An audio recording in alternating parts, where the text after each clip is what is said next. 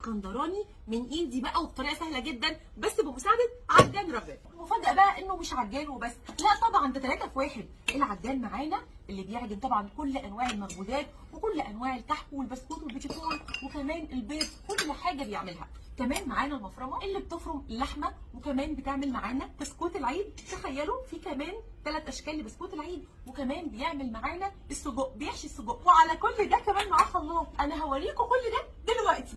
واحلى حاجه فيه بقى بصي القواعد المطاطيه دي عشان تلزق في الرخامه ما يطلعش منها. بصوا بصوا بصوا بصوا بصوا العجينه، بسم الله ما شاء الله.